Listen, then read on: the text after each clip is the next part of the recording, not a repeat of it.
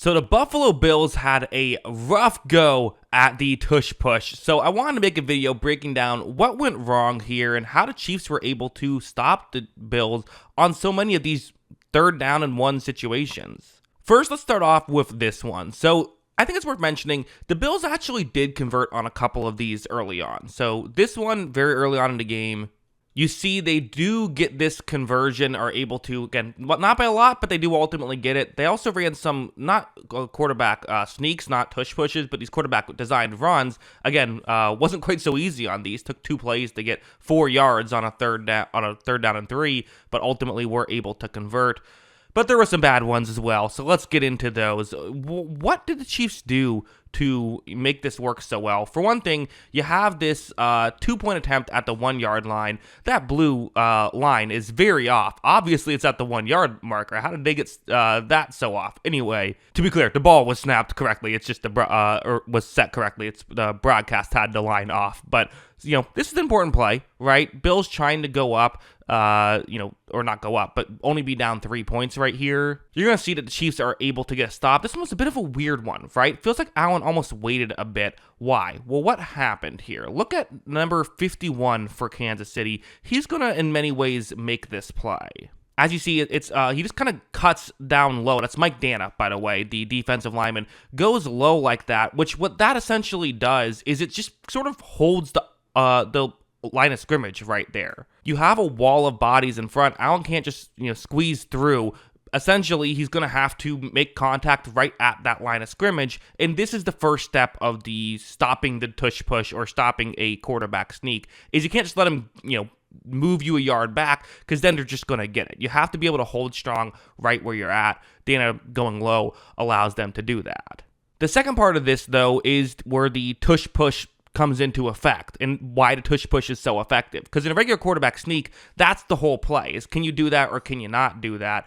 Here in this situation, you have Jaden Hicks, the safety, but you have Josh Allen, who, not only Josh Allen, but there is a Bills player who can push him. So in theory, you only have 1 guy for Kansas City, 2 guys for Buffalo. It's still going to be tough, and why the tush push is so difficult to stop. It just gives you extra leverage. However, if the body's in front, they don't really get the push the way they want to, and also, you got to give credit. Jaden Hicks makes a great play. Allen kind of amazingly just flips it out to try to make something happen. Still does not work out, though. Chiefs are all over it. That's kind of the 2 steps right there, right? They pulled off another stop here on a 3rd and goal. They would then give up the touchdown in the next play, but kind of a similar thing. We then had this one, which this is a 3rd down and 1. Again, this one can be a good way to show what exactly went wrong right here, or I guess, went right if you're a Chiefs fan. I'll cut to this angle, can be a better one. So for one thing, it kind of looks as though Chris Jones is offside, although the overhead angle or the down the line angle shows that he was not offside. Just this angle kind of makes it look like he is, given the angle of it. So that's worth noting. Essentially, the other interior defensive lineman isn't right at the line, so it makes Chris Jones look worse by it. But no, this is not a penalty. We can keep pitchforks down.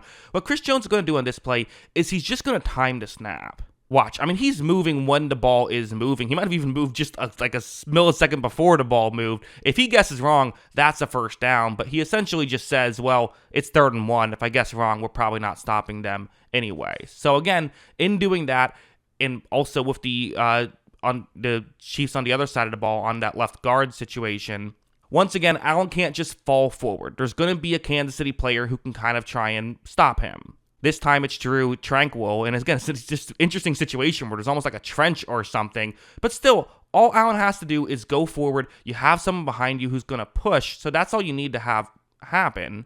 But watch Tranquil hop over the line, and he grabs Josh Allen and doesn't allow Allen to continue going even further. So that's a really good job, and that's, again, that second part. And I think part of why this Chiefs team is so good at this is they have so many physical players. These are, they have defensive backs who will jump in and make these plays, right? Like one of the plays I showed, that's Jaden Hicks earlier. He's a defensive back who's making this. The defensive linemen aren't afraid to do the dirty work. When you have so many physical players, this is what can happen. So that's kind of really, again, it's a 2-step process. Stop them at the line. Don't allow yourself to just get pushed back where they can easily get the 1st down.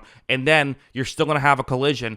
Be able to essentially win a 1-on-2 battle a lot of times they were able to do it. So heading over here to Bills, it's 4th down and 1 again. They call an alert here. So this is a different play than what was designed. I actually wonder if this was a fake alert. I know that sounds crazy, but a lot of times what happens is you go up in the original play is you're going to run a quarterback sneak. If you then call alert, you're going to hand the ball off in a jet sweep.